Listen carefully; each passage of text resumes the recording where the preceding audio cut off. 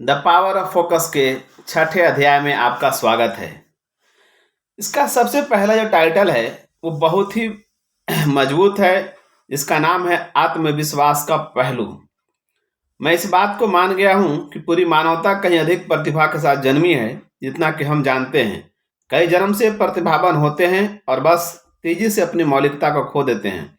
इसे कहा है बंक मिस्टर फुलर। वर्ष 1999 में दक्षिण अफ्रीका के राष्ट्रपति नेल्सन मंडेला ने अपनी 80वां जन्मदिन मनाया था। रंगभेद पर बेबाकी से अपनी बात रखने के कारण अपने जीवन के लगभग 26 वर्षों तक वह जेल की कोठरी में बंद रहे।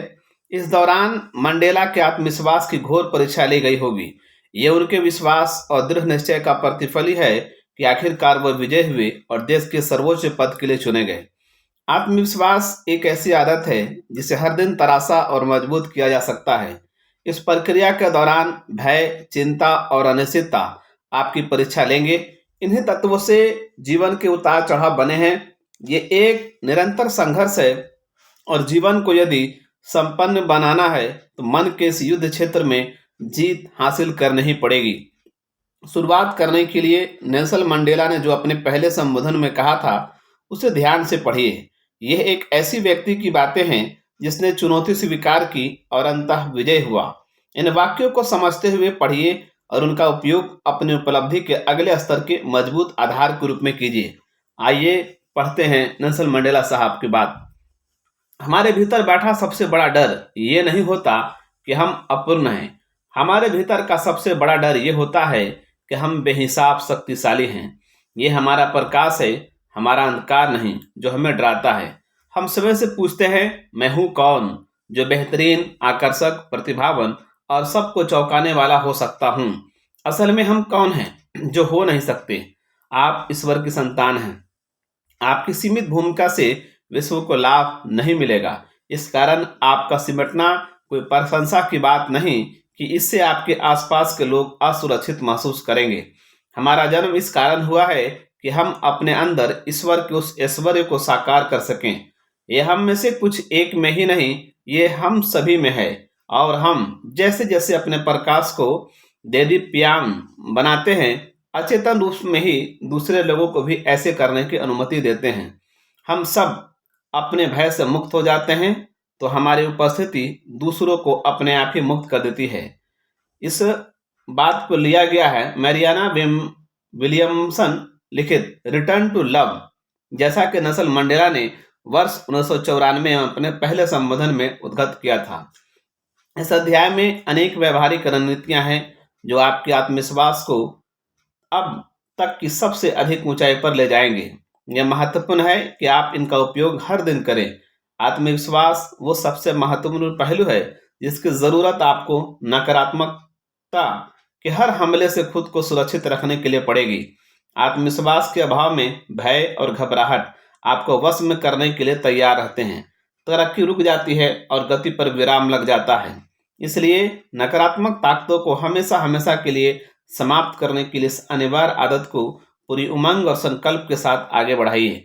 सबसे पहले आपको किसी भी अधूरे काम को समाप्त करना है जिसे आपने रोक रखा था। वहीं से शुरुआत कीजिए। अधूरे काम को पूरा करना। अधूरा काम आपके जीवन के ऐसे सभी जी का जंजाल होते हैं जिनका निपटारा आपने अभी तक नहीं किया है। अगर कुछ एक को गिनाएं तो हो सकता है कि आप कानूनी, आर्थिक, किसी संबंध से, संगठनात्मक, स्वास्थ्य या कैरियर की समस्याओं से जूझ रहे हों। आप जब उन्हें बढ़ने देते हैं तो वे आपको अपने बोझ तले दबा सकते हैं। कई लोग इन अधूरे कामों को भय के कारण हाथ नहीं लगाते। भय से शंका पैदा होती है और शंका से आत्मविश्वास कम हो जाता है। यह एक कुचक्र होता है। यदि इसे रोका नहीं गया तो नीचे की ओर का सर्पिल शुरू हो जाता है जो जल्द ही रफ्तार पकड़ लेता है। अचानक जीवन नियंत्रण से बाहर हो जाता है। यह अतिरिक्त बोझ गले की फांस बन जाता है। यह आपको नाकाम कर सकता है। इसका परिणाम आपको पूरी तरह से ऊर्जा विहीन करने के रूप में सामने आ सकता है। कुछ लोग बरसों तक अधूरे काम का अंबार खड़ा कर लेते हैं और लगता है जैसे वे अपने साथ साथ किसी हाथी को खींच रहे हैं। इससे निपटने के 3 तरीके हैं। पहला, आप इनकार करने का खेल खेलें। कुछ लोग नाटक करते हैं कि यह हो ही नहीं रहा। उदाहरण के लिए, कर्ज के बोझ तले दबा कोई व्यक्ति इस उम्मीद में आंकड़ों को नहीं देखता कि शायद किसी तरीके से वे गायब हो जाएंगे। कमाई से ज़्यादा खर्च करने जैसी बुरी आदतों को बदलने की बजाय उसे अपने कल्पना लोक में जीना ज़्यादा अच्छा लगता है। इनकार आमतौर पर ऐसे बड़े दुष्परिणामों को सामने लाता है जिन्हें देखना आप पसंद नहीं करें। दूसरा, आप अनिश्चितता की स्थिति में जा सकते हैं।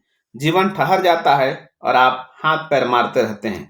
आप डूबते नहीं, लेकिन आगे भी बढ़ नहीं पाते। यह हताशा करने वाला होता है और इसमें शक नहीं कि अधूरा काम भी किसी समय निपटाए जाने का इंतजार कर रहा होता है। अनिश्चितता की अनिश्चितता की स्थिति में आप फंसे रहते हैं। आप पॉइंट नंबर 3, आप समस्या का सीधा सामना कर सकते हैं। यह सबसे स्वाभाविक कार्रवाई होती है, फिर भी कई लोग पिछले 2 विकल्पों को चुन लेते हैं। ऐसा क्यों? आमतौर पर हम आमना सामना नहीं करना चाहते। ये असहज करने वाला होता है और इसमें थोड़ा जोखिम भी रहता है।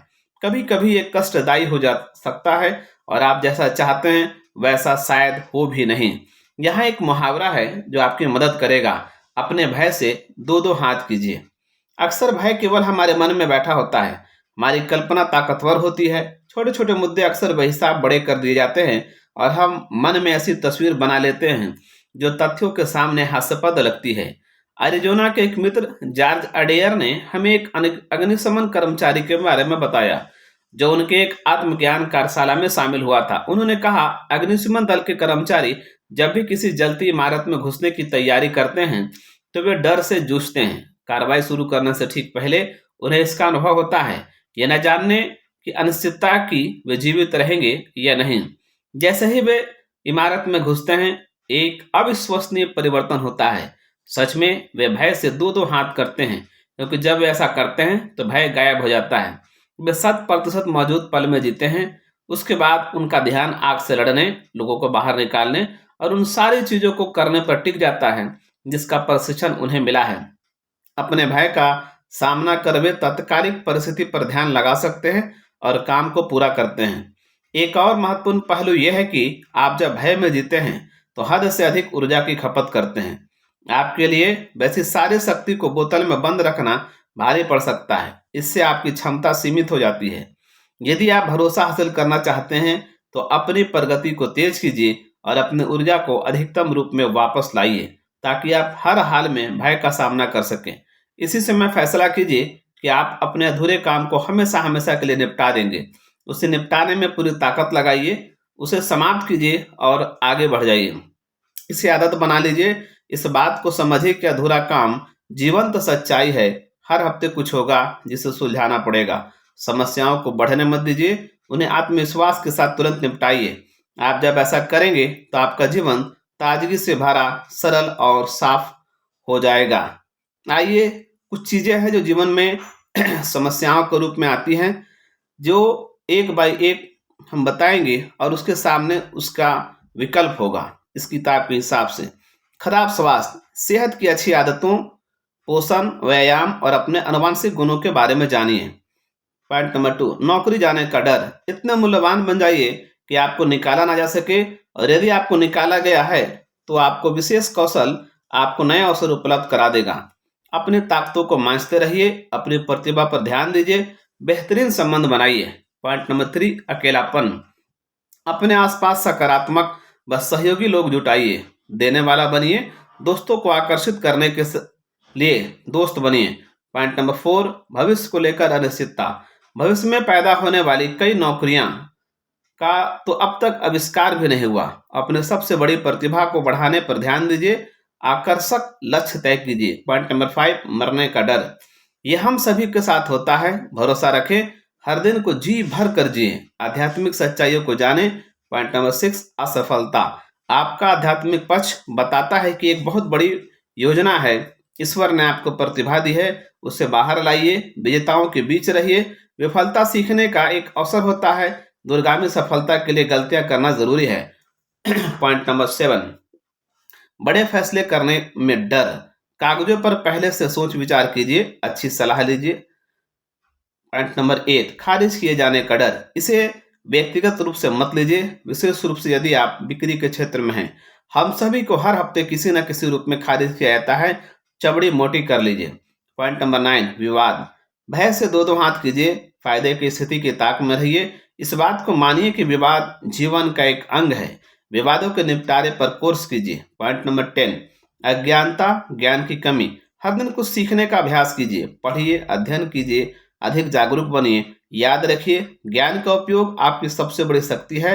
अधिक सीखिए, आप जो सबसे अच्छा करते हैं उसमें विशेषज्ञ बनिए। पॉइंट नंबर 11, परिवार को खो देने का डर। अपने सबसे महत्वपूर्ण संबंधों का पोषण लगातार करते रहें। सकारात्मक यादों का जीवन बनाएं जिसे आप हमेशा प्यार से देख सके। पॉइंट नंबर 12, सार्वजनिक मंच पर बोलने का डर। टोस्ट मास्टर के साथ आइए, डेल कार्नेगी का कोर्स कीजिए, नेशनल स्पीकर एसोसिएशन। जानकारी के लिए रिसोर्स गाइड देखें। अच्छे मार्गदर्शक को चुनिए। अपने पसंदीदा विषय पर 10 मिनट की स्पीच लिखिए। अभ्यास कीजिए, जब मौका मिले तब बोलने के अवसरों को स्वीकार कीजिए। स्पीच कोच रख लीजिए। पॉइंट नंबर 13, गरीबी का डर। पैसे के बारे में सीखिए और समझिए कि वो कैसे काम करता है। अपनी धारणाओं पर नजर डालिए। किसी बेहतरीन आर्थिक कोच को ढूंढिए। आप जो कुछ कमाते हैं उसका एक हिस्सा बचाइए और निवेश कीजिए। देखिए अध्याय 9, निर्णायक कार्रवाई करना। पॉइंट नंबर 14, सफलता ना मिलने की आशंका। इस बात को मान लीजिए कि सफलता अध्ययन करने, कठिन परिश्रम, अच्छी योजना और जोखिम लेने से मिलती है। यदि आप इन सभी को करते हैं तो आप इसके हकदार हैं। आइए अब इस बुक के जो दूसरे मेन जैक कैनफील्ड हैं वो क्या कहते हैं। अपने आत्मविश्वास को बढ़ाने के लिए उस पर ध्यान देना बंद कीजिए जो आपके पास नहीं है। उस पर ध्यान लगाइए जिसे आप चाहते हैं। आपके दिमाग में अतीत पर, वर्तमान पर या भविष्य पर ध्यान लगाने की क्षमता होती है। आप जब ड्राइव कर रहे होते हैं तब आपका ध्यान इस पर होना चाहिए कि आप किसी ट्रक से ना टकरा जाएं, लेकिन वास्तविक ध्यान इस पर होता है, मैं कहाँ जा रहा हूँ, मैं कहाँ पहुँचना चाहता हूँ। कैप्टन चेस्ले सुलेन बर्जर अपने विमान को उस वक्त हडसन नदी में उतारने के बाद मशहूर हो गए थे जब विमान के इंजन ने काम करना बंद कर दिया था। उन्होंने कहा था, मेरे पास है ही क्या, मेरे पास पंखा अब भी है, मेरे पास डैने अब भी है, मेरे सामने नदी है, मेरे पास यही सब कुछ है, मैं इन सब का इस्तेमाल करने जा रहा हूँ। वो जो चाहते थे उस पर ध्यान लगाया, यानी विमान को सुरक्षित नीचे उतारने पर। उन्होंने क्रैश करने पर ध्यान नहीं लगाया। यदि आप उस पर फोकस करेंगे जो आपके पास है तो आप अपने लिए एक बड़ी सोच पैदा कर सकते हैं, योजना बना सकते हैं और उसकी दिशा में बढ़ सकते हैं। आकर्षण का नियम कहता है, यदि मेरा ध्यान नौकरी न मिलने पर टिका है तो मुझे ना जाने कब तक बेरोजगार रहना पड़ेगा। इस पर ध्यान लगाएं। अरे यार, मुझे नौकरी मिल जाएगी, बेहतरीन नौकरी मिलने वाली है। हो सकता है हमारे शहर में 20% बेरोजगारी हो क्योंकि फैक्ट्री बंद हो गई, लेकिन 80% लोग अब भी काम कर रहे हैं। शहर में हर किसी को नौकरी देने की चिंता मुझे नहीं करनी है। मेरा काम यह है कि मुझे नौकरी कैसे मिले। मुझे उस 80% में से एक होना है। 25 सेंट की चुनौती। हमारे मित्र वेन टेस्की का एक मास्टरमाइंड ग्रुप है जिसमें उनके 4 अन्य कारोबारी दोस्त शामिल हैं। वे प्रगतिशील सोच रखने वाले उद्यमी हैं जो महीने में एक बार नए नए विचारों को साझा करने और एक दूसरे का सहयोग करने के लिए मिलते हैं। एक बैठक में उन सभी ने एक मत से कहा कि जीवन की चुनौतियां जैसे खत्म हो गई हैं। उनके अपने अपने कारोबार अच्छा कर रहे थे, लेकिन उन्हें कुछ ऐसा चाहिए था जो नया जोश भर दे।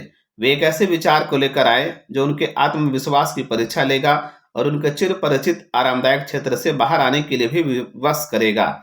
उनकी योजना थी कि वे अपनी अपनी जेब में महज 25 सेंट और अपने गृह नगर एडमंटन से 3000 मील दूर टोरंटो तक एक तरफ के ही टिकट लेकर उड़ान भरेंगे। लैंड करने के बाद उनके पास न क्रेडिट कार्ड होगा, न चेक और न ही कोई दोस्त जो उनकी मदद कर सके।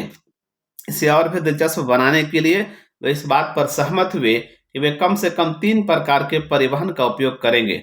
दूसरे शब्दों में, यदि एक व्यक्ति घर वापस लौटने के लिए फ्लाइट का बंदोबस्त कर सका तो उस यात्रा को 2 अन्य प्रकार के परिवहन से, ट्रेन, बस, कार, साइकिल या पैदल तय करना होगा। इसके साथ ही वे किसी को भी अपनी चुनौती के विषय में नहीं बताएंगे। अब जरा इस स्थिति में अपने आप को रखकर सोचिए, आप क्या करते। इसके लिए स्वाभाविक रूप से रचनात्मकता, नई पहल, साहस और अपनी क्षमता में एक दृढ़ विश्वास की आवश्यकता पड़ेगी। साथ ही पैसा भी चाहिए ताकि आप सफलतापूर्वक घर वापसी की यात्रा कर सकें। इस नटखट समूह की जानकारी के बिना ही एक दोस्त ने एडमंटन में स्थानीय मीडिया के साथ ही एक बड़े रेडियो स्टेशन तथा अखबारों को सूचित कर दिया। टोरंटो पहुंचने के बाद फोटोग्राफरों और संवाददाताओं ने उन्हें घेर लिया और वे सभी इस रोमांचक यात्रा से हैरान थे। अब उन सभी पर कुछ कर दिखाने का सही मायने में बड़ा दबाव था। उस ग्रुप को घर लौटने में लगभग 1 सप्ताह लग गया और हर किसी ने अपने लक्ष्य को पूरा कर लिया था। इसमें कुछ दिलचस्प कहानियां भी थीं। एक व्यक्ति ने लिफ्ट लेकर लंबे रूट को चुना। वो मिनीपोलिस में रुका, जहां उसने कसिनो में जुए की मेज के मालिक के रूप में काम किया। वो $700 से भी अधिक के साथ घर लौटा। अन्य 2 सदस्यों ने बातचीत कर टोरंटो के सबसे अच्छे होटलों में से एक में बिना कोई पैसा दिए रहने का इंतजाम कर लिया। दूसरे ने छोटे मोटे काम किए। आपको जो कुछ चाहिए वो डर के उस पार होता है। वेन ने सड़क से गुजरते कुछ धनिक कारोबारियों से दिलचस्प सवाल पूछकर मस्ती की, क्या आपके पास पैसा है जिसे आज खर्च करने की आपकी कोई योजना नहीं है? उत्तर होता हाँ, तो वो चौड़ी मुस्कान के साथ कहते, क्या मैं उसमें से थोड़े पैसे ले सकता हूँ? कुछ लोगों ने सच में दे भी दिए। एडमंटन लौटने के बाद यह कहानी पहले पन्ने पर छप गई। वास्तव में उस ग्रुप को इतनी शोहरत मिली जितनी कि कई महंगे विज्ञापन अभियानों से भी नहीं मिली थी। ये मास्टरमाइंड्स, जिस नाम से अब लोग इन्हें प्यार से जानने लगे थे, एक मत से सहमत हुए कि यह यात्रा उनके लिए जीवन में सीखने के सबसे महान अनुभव में से एक थी। उन्हें यह पता चला कि चाहे उनके पास कितने ही कम पैसे क्यों न हो, न केवल जीवन चला पाना संभव है, बल्कि समृद्ध भी हुआ जा सकता है। उनके आत्मविश्वास का स्तर आसमान छूने लगा और उनके 25 सेंट की चुनौती से आने वाले महीनों में बड़े और बेहतर कारोबारी अवसरों को संभव बनाया। माफ करो और भूल जाओ, आप में जीवन की सबसे बड़ी मुश्किलों पर विजय पाने की अद्भुत शक्ति और समर्थ है। इस सच्चाई को स्वीकार कीजिए और जब अगली बार संकट पैदा हो तो इसका उपयोग कीजिए। वास्तव में उच्चतर स्तर पर जाकर प्रदर्शन करने के अवसर का लाभ उठाइए। आप जब भय की दीवार को गिरा देते हैं तो उसके कई इनाम मिलते हैं। आप मन की शांति और सपने देखने तथा बिना चिंता और अपराध बोध के एक रोमांचक भविष्य के निर्माण की क्षमता प्राप्त कर सकेंगे। आप जब अपने अधूरे काम को बीच बीच में पूरा करते रहेंगे तो जीवन आसान और व्यवस्थित हो जाएगा। इससे आपके भीतर ऊर्जा का एक नया उफान आएगा। इन सब से आत्मविश्वास बढ़ता है। एक बात समझ लेना महत्वपूर्ण है, आत्मविश्वास सोचने से नहीं, करने से बढ़ता है। केवल कार्रवाई से ही परिणाम मिलता है। जैसा कि सिरिल क्रो गाती हैं, ए change will do you good. अलग नतीजे के लिए आपको किसी चीज को बदलना होगा। सबकी शुरुआत आप से ही होती है। जब तक आप नहीं बदलते तब तक कुछ भी नहीं बदलेगा। टालमटोल फंसे रहने की एक तरफा टिकट होता है, ये काम ना करने का बहाना होता है। यहाँ अधूरे काम के संबंध में एक बड़ी बात कही जा रही है। आपको वास्तव में इसे समझना होगा। इसलिए ध्यान स्थिर रखिए। अपने आप को अतीत के बोझ से पूरी तरह मुक्त करने के लिए आपको माफ करना सीखना होगा। इसे फिर से पढ़िए, आपको माफ करना सीखना ही होगा। इसके 2 पहलू हैं। पहला, आपको उन लोगों को माफ करना होगा जिन्होंने अतीत में आपको रोका, माता पिता, दोस्त, रिश्तेदार या शिक्षक। असल में कोई भी जिसने आपके आत्मविश्वास को कम आंका या उसके साथ मौखिक, शारीरिक अथवा मानसिक रूप से दुर्व्यवहार किया, चाहे वो अनुभव कितना ही कष्टदायी क्यों ना रहा हो, मुक्त होने के लिए आपको माफ करना ही होगा। यह आसान नहीं हो सकता है, लेकिन आप यदि मन की शांति और सुखद भविष्य चाहते हैं तो ऐसा करना अनिवार्य है। आप ऐसा कैसे करेंगे? चिट्ठी लिखिए, फोन कीजिए, आमने सामने बातचीत कीजिए, चाहे जो हो जाए, लेकिन ये काफी महत्व रखता है कि आप अपने अंदर के मुद्दे को हल कर लें। इसे बस जाने दें और आगे बढ़ जाएं। दूसरा, अपने आप को माफ कर दें।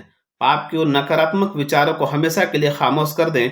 आप उसे कभी बदल नहीं पाएंगे। इसकी बजाय इस सच्चाई को स्वीकार कीजिए कि आपने जो कुछ भी किया था उसमें आपके विकल्प उस समय आपके ज्ञान और आपकी जानकारी पर आधारित थे। यही बात माता पिता के लिए भी लागू होती है। अपनी परवरिश का दोष उन पर मत डालिए। उन परिस्थितियों, धारणाओं और माता पिता की जिम्मेदारी निभाने की उनमें जितनी क्षमता थी उन्होंने उसके मुताबिक किया। माफी के लिए अंग्रेजी के फॉरगिवनेस शब्द पर गौर कीजिए। उसके मध्य में गिव है, यानी मुक्त होने के लिए दीजिए। आपके पास देने के लिए सबसे अच्छा तोहफा होता है प्यार। याद रखिए, आप वह नहीं दे सकते जो आपके पास नहीं है। अगर आपके भीतर प्यार नहीं है तो आप उसे देंगे कैसे? इसकी शुरुआत अपने आप को माफ करने से होती है। आपको ये मेरी गलती नहीं है से और मैं बेचारा की बीमारी से आगे बढ़ना होगा। नहीं तो आपके हृदय में कभी प्यार की खुशी नहीं आएगी। इसके लिए खास तरीके की जागरूकता होना चाहिए। इसका मतलब उच्च स्तर पर जीना है। ऐसा प्रभावी ढंग से करने के लिए आपको अपने जीवन कि अतीत की घटनाओं से खुद को मुक्त कर लेना होगा ताकि आप बिना शर्त माफ कर सकें। कई लोग अपने भीतर के वास्तविक व्यक्ति को कभी खुलकर सामने नहीं आने देते। नतीजा ये होता है कि वे एक निष्क्रिय और अपूर्ण जीवन जीते हैं। अपने आप को गर्व के साथ आगे बढ़ाने और वे कुछ बन सकते हैं उसकी चुनौती पेश करने के बजाय रोजाना की जिंदगी में लड़खड़ाते रह जाते हैं। आप अलग हो सकते हैं। इस व्यर्थता से खुद को अलग करने का अभी फैसला कीजिए और आपको जो अनोखी खूबियां मिली हैं उनका पता लगाइए। वो आपके ही भीतर हैं, बस खुला छोड़े जाने का इंतजार कर रहे हैं। लेस हैबिट यहाँ पर कहते हैं, मेरे दोस्त और पुरस्कार विजेता लेखिका एनेट स्टेनविक को अपने जीवन के एक सबसे बड़े संकट का सामना उस वक्त करना पड़ा जब उसे खबर मिली कि उसके भाई सोरेन की बेरहमी से हत्या कर दी गई है। शोक से घबराकर वह समझ नहीं पा रही थी कि उसके युवा भाई की उसकी जवानी में ही इतनी बेरहमी से क्यों मार दिया गया। हृदय को छलनी करने वाली ऐसी एक जानकारी ये भी थी कि हत्यारे का पता नहीं चल सका था। करीब 2 साल बाद पुलिस ने आखिरकार बताया कि उसने हत्यारे को गिरफ्तार कर लिया है। इसके कुछ ही समय बाद एनेट से पूछा गया क्या वो सुनवाई के आखिरी में मौखिक बयान देना चाहेगी। वह तैयार हो गई। कोर्टरूम में तनाव को उस वक्त महसूस किया जा सकता था जब एनेट अपने भाई के हत्यारे के सामने अपना वक्तव्य रखने वाली थी। उसका नाम ट्रेविस था और एनेट ने देखा उसके सामने एक शांत व भयभीत युवक खड़ा था। साहस जुटाते हुए उसने एक भावुक हृदय को छू लेने वाला बयान दिया जिसे ट्रेविस को यह अच्छी तरह समझ आया कि उसने एनेट और उसके परिवार में कितनी तबाही मचाई है।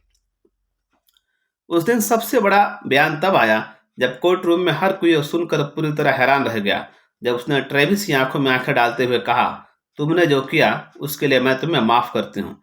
इसके लिए बहुत बड़े साहस की जरूरत थी। हालांकि एनेट ने बाद में कहा कि उसके तुरंत बाद उसे मुक्ति का जो एहसास हुआ वह जीवन को बदल देने वाला था और उसने उसके जीवन में अनपेक्षित अवसरों को खोल दिया। उनमें से एक था कई बंदी सुधार गृहों का दौरा करना और कैदियों को सलाह मशवरा देना जिन्हें उम्र कैद की सजा सुनाई गई थी। उसकी पुस्तक forgiveness the mystery and miracle ने हजारों लोगों को माफ करने और अपने दर्द को हल्का करने की प्रेरणा दी है।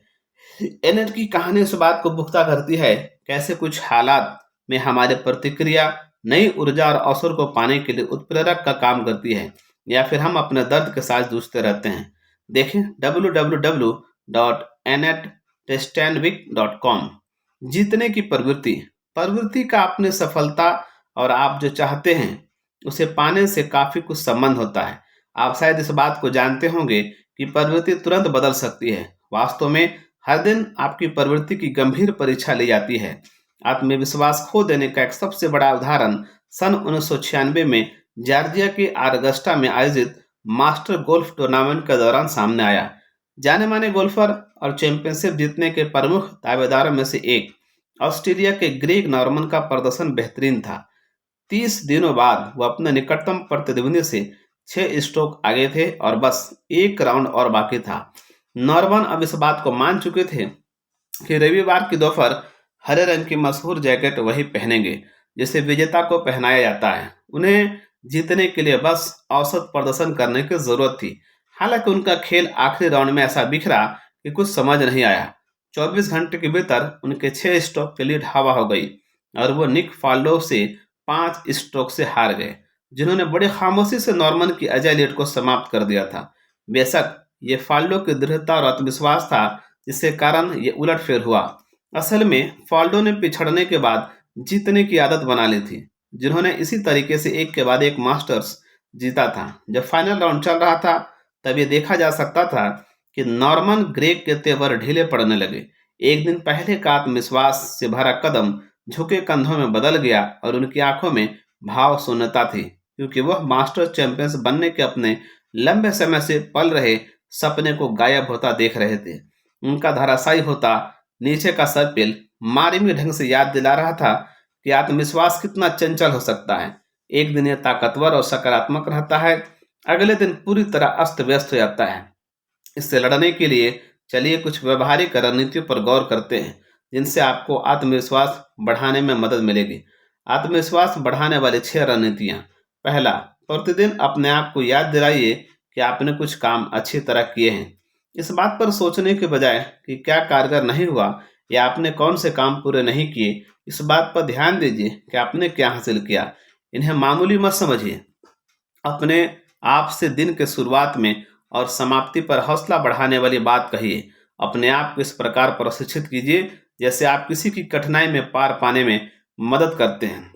दूसरा, प्रेरक जीवनियाँ और आत्मकथाएं पढ़िए। हम इस बात को एक बार फिर से पुष्ट करना चाहते हैं। पुस्तकों, लेखों और पत्रिकाओं को पढ़िए। उन कहानियों की एक फाइल बनाइए जिन्होंने आपको सबसे अधिक प्रेरित किया। वृत्त चित्रों, ई बुक, ऑडियो व वीडियो डाउनलोड कीजिए। फिल्में देखिए, उनमें कई जबरदस्त कहानियां रहती हैं। उन लोगों के बारे में जानिए जिन्होंने शून्य से शुरू किया या जिन्हें तबाही मचाने वाले झटके लगे और उसके बाद भी उन्होंने जीत का रास्ता ढूंढ लिया।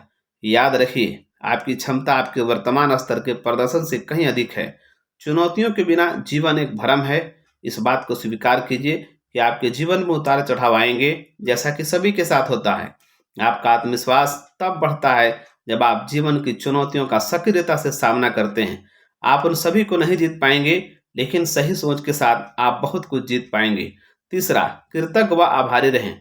चाहे आपके हालात कितने ही बुरे क्यों न हों, संभवतः कोई है जो आपसे भी बुरी स्थिति में रहोगा। यदि आपको इस बात पर शक है तो समय निकालकर बच्चों के अस्पताल में झुलसने के बाद भर्ती बच्चों को देख आइए। चीजों के परिप्रेक्ष्य में रखिए। सारी वे बातों और लोगों पर विचार कीजिए जिन्हें आप अपना अधिकार समझते हैं, जबकि वे दूसरे देशों में उपलब्ध तक नहीं हैं। आप जब हर दिन मिलने वाले फायदों को दिमाग में देखने की कोशिश करेंगे तो उसकी तुलना में आपकी सारी समस्याएं कमजोर नजर आएंगी। चौथा, अपने आसपास बेहतरीन सहयोग का निर्माण करें। यदि आपको ताकत की जरूरत हो तो बेहतरीन संबंधों का निर्माण अध्याय 5 की समीक्षा कर अपनी याददाश्त को तरोताजा कर लीजिए। पांचवा, अल्पकालिक लक्ष्यों को प्राप्त करने की दिशा में खुद को बढ़ाइए। आत्मविश्वास बढ़ाने के लिए चीजों को संभव बनाने से बड़ा कोई तरीका नहीं है। हर हफ्ते उपलब्धि का माहौल बनाइए। अपने 3 सबसे महत्वपूर्ण लक्ष्यों पर ध्यान स्थिर कीजिए। हर दिन कुछ ऐसा कीजिए जो आपको किसी परियोजना को समाप्त करने, किसी बिक्री को पूरा करने या रिश्तों को विस्तार देने के करीब ले जाए। अपना ध्यान भंग होने या उसमें व्यवधान पड़ने मत दीजिए। ऐसा कर आप पाप और असफलता की भावना को समाप्त कर देंगे। एक बार एक छोटा कदम ही उठाइए। निश्चित कीजिए कि ये छोटे लक्ष्य यथार्थवादी हों। अपने आप को धिक्कारने से आपका आत्मविश्वास चकनाचूर हो जाएगा। इसलिए जब सब कुछ योजना के मुताबिक ना हो तब अपने धुनाई मत कीजिए। लचीला रुख अपनाइए और जब दूसरे लोग आपको नहीं कहे तो इसे व्यक्तिगत तौर पर ना लें। इस तथ्य को स्वीकार कीजिए, इससे पहले कि आप कुछ जीते कभी कभी हारना पड़ता है। छठा, अपने लिए हर हफ्ते कुछ अच्छा कीजिए। अपने साप्ताहिक उपलब्धियों का उत्सव मनाने का तरीका ढूंढिए कि आप इसके हकदार हैं। यदि आपने कहा नहीं तो पहले कदम पर लौटिए और फिर से शुरू कीजिए। आत्मविश्वास का रास्ता साप्ताहिक जीतों से होकर जाता है। उनकी प्रशंसा करना सीखिए। अपने क्षमता पर भरोसा कीजिए। आत्मविश्वास से भरा एक व्यक्ति होने का वास्तविक आधार आपके भीतर अपने आप पर विश्वास करने की क्षमता होती है। चलिए अब इस पर थोड़ा विस्तार से नजर डालते हैं। जैक, हम में से कई लोगों में ऐसी धारणा होती है जो हमारी सफलता को सीमित कर देती है, चाहे वे हमारी अपनी क्षमताओं से जुड़ी धारणाएं होती हैं। धारणाओं की सफलता के लिए क्या चाहिए? धारणाएं कि हम दूसरे लोगों से कैसे जुड़े या सामान्य मिथ्या भी कि आधुनिक युग के विज्ञान या अध्ययन को लंबे समय से झूठा बताया गया है।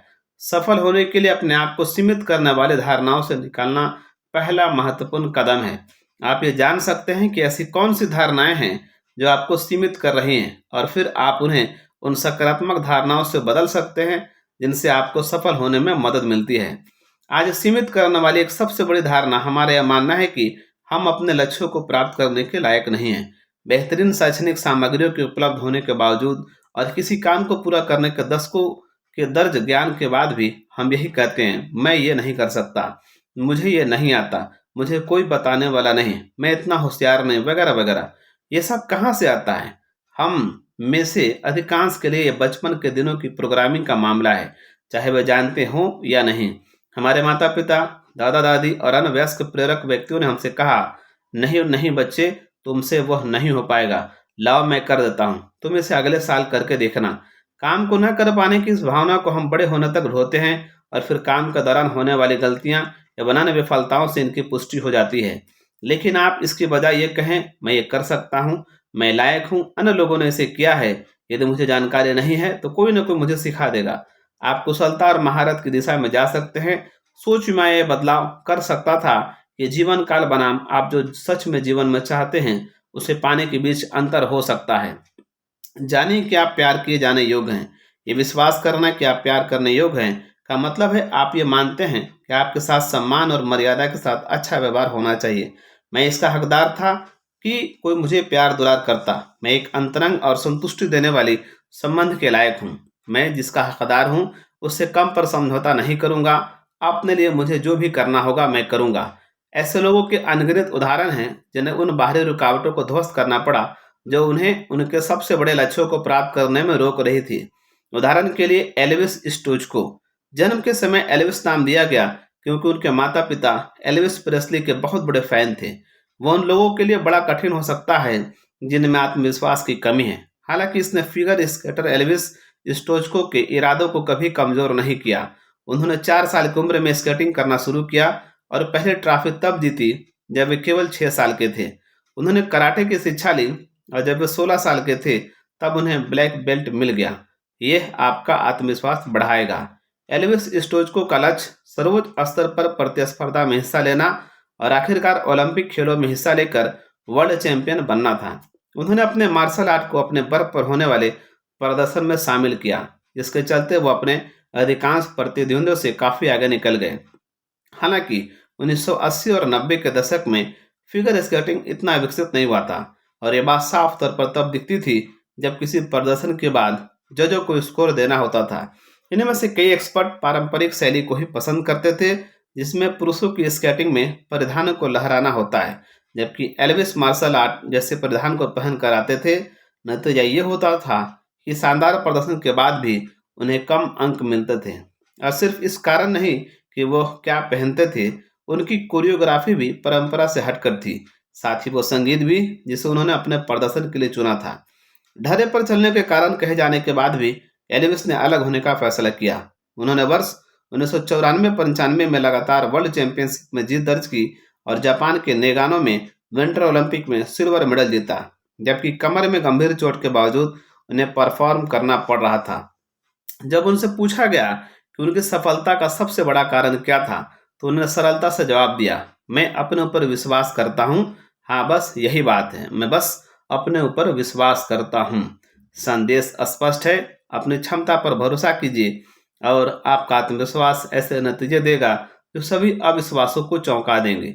आप जब पतन की स्थिति में हो तो क्या करें? पहला, मान लीजिए कि आप ऐसी स्थिति में हैं। पुनर्विचार करने, फिर से ऊर्जावान होने और दोबारा ध्यान लगाने का समय निकालिए। उन लोगों से बात कीजिए जो आपका सबसे अच्छा सहारा है, आपका जीवन साथी, मार्गदर्शक, दोस्त और परिवार। पॉइंट नंबर 2, अपने आप को किसी बड़ी उपलब्धि की याद दिलाइए। किसी यादगार जीत को सुनिए जिसने आपको बहुत अच्छा एहसास कराया था। उसे अपने मन में स्पष्ट रूप से देखने की कोशिश कीजिए। उसके विषय में बात कीजिए। तस्वीरों, उपलब्धि के स्मृति चिन्हों या धन्यवाद के पत्रों को देखिए। सफलता का लेखा जोखा रखिए।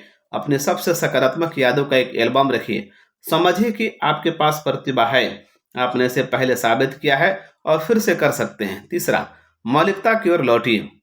एक प्रमुख कारण जो परिणामों के मिलने से रोकता है वो यह है कि आप मौलिक चीजों का प्रयोग नहीं करते। एक छोटी सी जांच कीजिए कि आप उन गतिविधियों के बजाय जो नतीजों की गारंटी देते हैं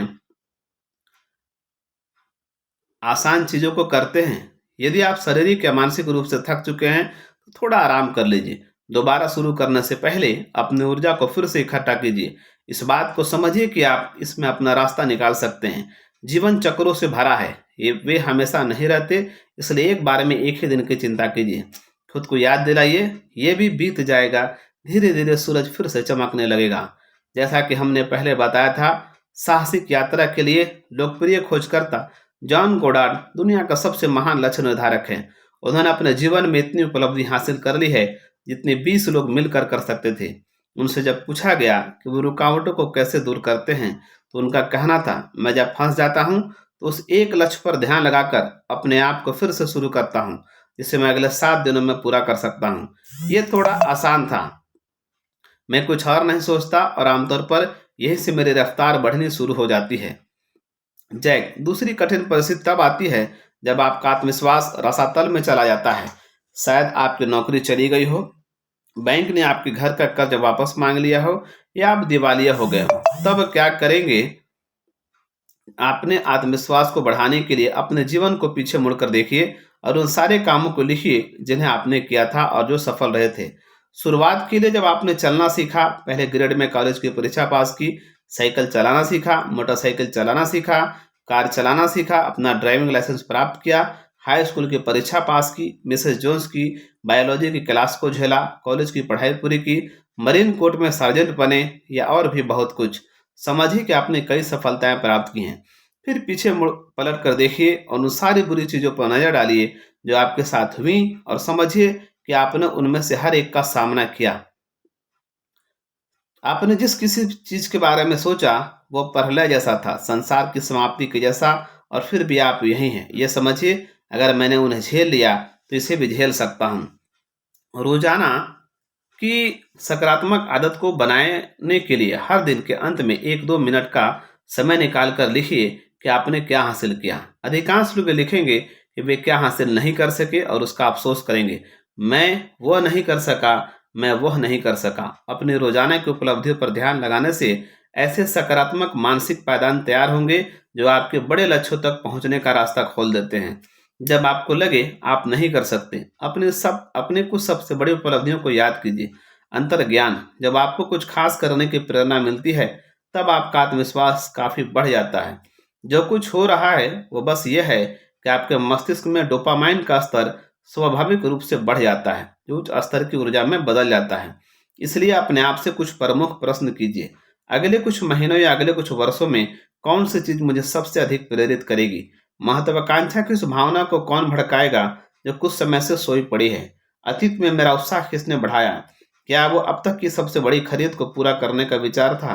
क्या वो कोई अद्भुत सेवा थी जो मैंने अप्रत्याशित रूप से किसी ग्राहक, व्यक्तिगत मित्र या परिवार के सदस्य को दी थी? ऐसे संकेतों की तलाश कीजिए जिनसे प्रेरणा पैदा होती है। हम सभी कभी न कभी प्रेरित हुए हैं। बड़ा सोचिए, हर 3 महीने पर आप वही पुराने लक्ष्य तक तक तय करेंगे तो प्रेरित रहना मुश्किल है। कुछ समय बाद वे आपकी प्रेरणा को समाप्त कर देंगे। फिर आप टाल-मटोल करने लगते हैं और हर तरह का इनकार करने वाला खेल खेलने जाते हैं, जो अंततः आत्मविश्वास को बेहद कम कर देता है। एक और टिप्पणी, हर किसी के आत्मविश्वास में कभी न कभी कमी आई है। व्यवसाय की दुनिया में ये खेल का हिस्सा है। हर व्यक्ति को ऐसे सौदे का अनुभव होता है जो टूट जाता है। नकदी की किल्लत होती है। बेहद बुरे समय में टीम के सदस्य छोड़ जाते हैं और आपके बेहतरीन प्रयासों के बाद भी ग्राहक आपकी प्रतिस्पर्धा में कूद पड़ते हैं। इसे ही सच्ची दुनिया कहते हैं। इस खेल को खेलने के लिए आपकी चमड़ी मोटी होनी चाहिए। इसलिए इस कड़वी सच्चाई को स्वीकार कीजिए, अपने आप को संभालिए और फिर से काम में जुट जाइए। अपनी गलतियों से सीखिए। ये जान लेना कि अगली बार आप अधिक होशियार रहेंगे, आपके आत्मविश्वास को उच्च स्तर पर ले जाता है। जब कोई संकट आता है तो आत्मविश्वास तब सबसे अधिक बढ़ता है जब उस घटना को परिप्रेक्ष्य में रखा जाता है। अक्सर हम मानसिक रूप से अपने तबाहियों को बड़ा कर देते हैं, जबकि वास्तव में जीवन की बड़ी तस्वीर की तुलना में वे काफ़ी छोटी घटनाएं होती हैं। जैसा कि हमने आखिरी अध्याय में बताया, अपने आप को कुछ महान लोगों के बीच रखिए जिनका अनुभव आपको ज़रूरत पड़ने पर संकट से उबार देगा। अगला अध्याय आपके अभी बढ़े आत्मविश्वास का लाभ उठाने के लिए शानदार है। आप जो चाहते हैं उसे मांगने के लिए कई तरीके सीखेंगे और उसे हासिल कर लेंगे। यदि आप अपने अंदर से आती आवाज को कहते सुनते हैं, तुम पेंट नहीं कर सकते, तो सभी प्रकार से पेंट और वह आवाज खामोश कर दी जाएगी।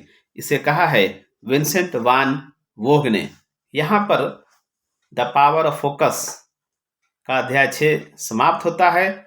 और अगर आपने द पावर ऑफ फोकस का 1 से लेकर 5 तक का अध्याय नहीं सुना है तो इसे पीछे जाइए। सारे वीडियोस अलग अलग बने हुए हैं और एक जगह आपको मिल जाएंगे।